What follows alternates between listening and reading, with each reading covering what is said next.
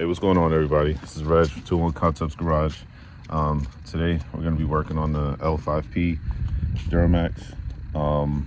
Basically, what we're going to do is we're going to replace some depth sensors. I kind of broke and twisted some of the depth sensors when I was installing my Banks Monster exhaust, 5-inch exhaust. They warned about breaking the sensors too, but me, I was just trying to take a shortcut like I always do, and I broke my sensor. So yeah, I'm going to show you how to do that in just a bit.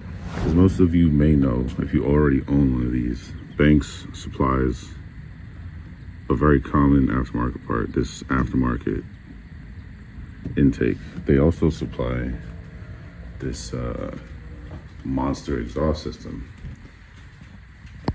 Picture it right here. Okay, these are pretty easy mods to do. However, there's actually two sensors on the exhaust. One of them has to come off if you have the short bed. None of them have to come off if you have the long bed. But if you have the short bed, you might kink one of the sensors. If you purchase one of these before, specifically this, if you purchased one, it'll tell you in the installation instructions about this part number right here. Okay, this part number is basically that sensor to the right. The sensor to the left is a little easier to come out. The sensor to the right is a little harder. First off, you gotta start by disconnecting the negative terminals on both batteries. So just in case you didn't know your own truck, there's a battery on the left side, driver side, and right side, passenger side. All right.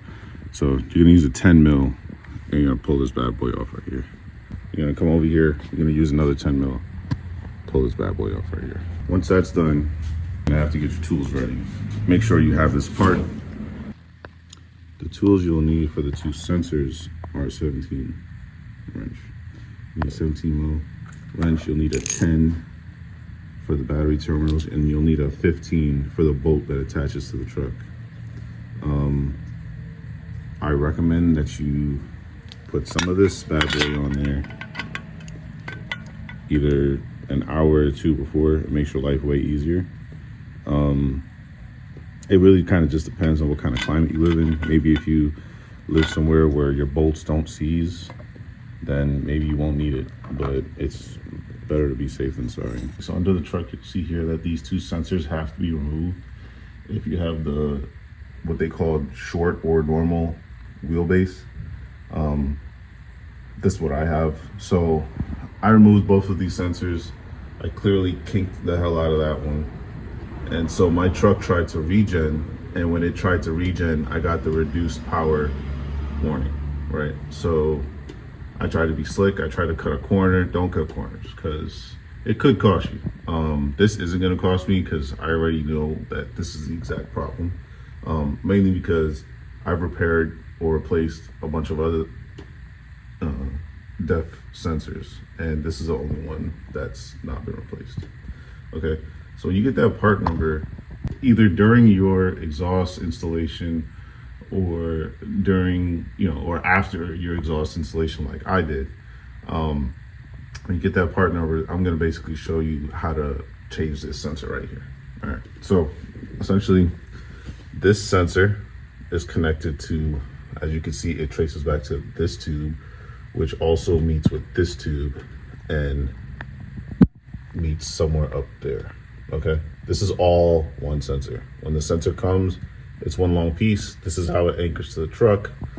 And the other end of this tube, if you follow it, it goes right there. So even though nothing's wrong with that one, I still have to take it out because it's part of the sensor. So this is the part of the sensor that attached to the truck. My truck used to be a desert truck, so that's why it's so cruddy under here. It's really, really dirty. I'm gonna come through here one day with a aluminum brush or a metal brush and scrape everything out. But yeah, so that's the sensor. Okay, you unplug that, unbolt this, unscrew that, unscrew the other one on the other side. So this sensor is proving to be a problem right now. I'm trying to take it off. I unclipped it. This truck is not an old truck, but it's been through some things. So what you want to do is, this is just one of those pullback tabs, and I pulled back the tab. but it doesn't want to come out. And I don't want to apply too much pressure to it because I don't want to break this. I don't care if I break this because I'm replacing it, but I really don't want to break this. But we're going to keep working on it. Finally got that stuck on harness out of there. It was pretty in there. I don't know what I mean, this is a heavy duty truck, but still, I didn't want to damage that because that's not what I came under here for. I came under here to change this other part. Pardon my my vent, you know. But yeah, we're gonna get this off again. This is with the 15. The sensors are with the 17. All right, fucking done. Got that hole of a sensor back on there. Other than that motherfucker right there, this was an easy job. The whole job took maybe 45 minutes. Okay, so even though this was a genuine OEM part, this did not line up exactly like to the T. It lined up, but it took, I think I had to extend that joint of the sensor to make this fit in there. Other than that, I didn't touch it. This brand new sensor. Yeah, that's pretty much it, man. The whole job took 45 minutes. I'm gonna show you what the old sensor looks like. All right, so this is what the old sensor looks like. See, this is what happens. What happens is the inside of this is this is not supposed to move when you turn this. And what happens is that it seizes up. So what I did was, and obviously this is not supposed to look like this. This looks like a chewed up fucking straw. This looks like a 3-year-old when had his way with it. So it kinks. You try to remove it from the exhaust, it starts to twist, and it kinks. It's supposed to be loose. Now, because of the position of this one, it snapped right off, okay? But if you look here, when I had to remove this also was stuck. This should be free moving right here, just like on the new one, but it wasn't. And so for me to remove it, I had to just keep coiling it up with the wrench.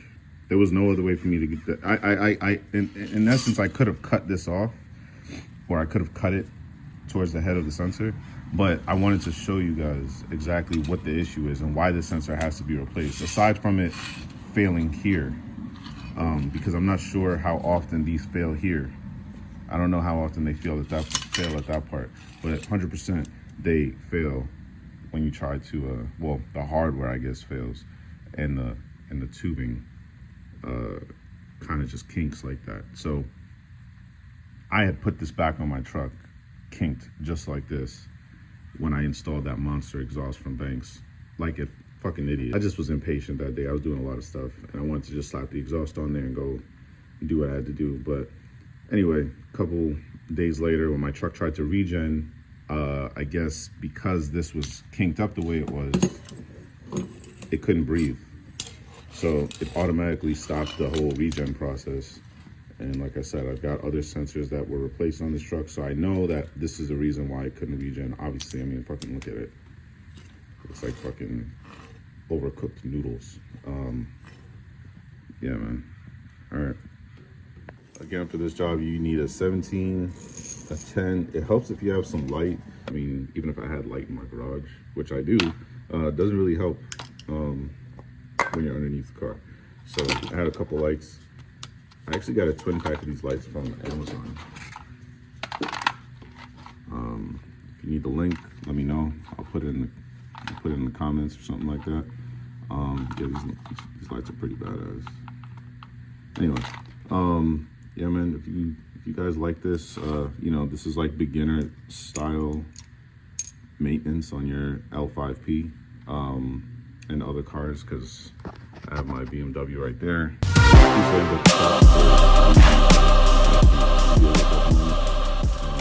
But yeah, like, share, and subscribe for more.